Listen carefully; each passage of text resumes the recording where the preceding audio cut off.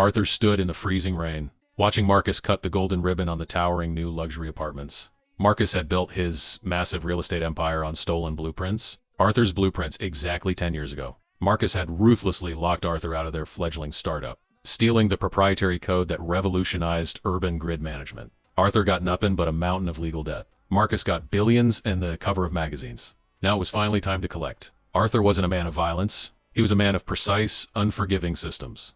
He had spent the last decade working a mediocre, invisible IT job for the city municipality, patiently weaving his quiet trap. Marcus's new flagship smart building was heavily reliant on the central city power grid, the very grid Arthur secretly managed.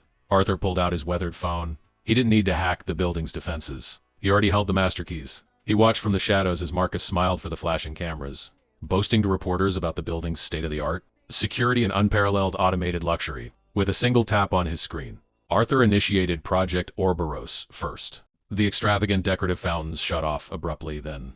The building's exterior smart glass turned completely opaque, locking the VIP doors and trapping the wealthy investors inside the dark lobby. A wave of confusion rippled through the gathered crowd outside. But Arthur wasn't finished. The massive digital billboards flanking the grand entrance flickered violently. Marcus's slick promotional video vanished, replaced by salvaged high-definition security files. It was Marcus, 10 years younger, laughing cruelly as he explained to an associate exactly how he was going to forge Arthur's signature, steal the company, and bury the evidence forever. The polite applause died instantly.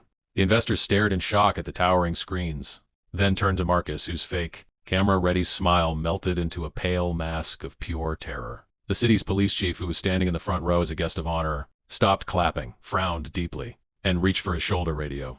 Reporters immediately swarmed the podium, shouting aggressive questions that Marcus couldn't even begin to answer. Arthur turned his collar up against the biting cold and walked away from the chaotic plaza. He didn't need $1 billion to balance the scales. He just needed to utterly dismantle the empire that had been built on his broken back. He slipped his phone back into his coat pocket, the screen displaying a final line of executed code. As the sirens began to wail in the distance, cutting through the dreary afternoon air, Arthur finally smiled.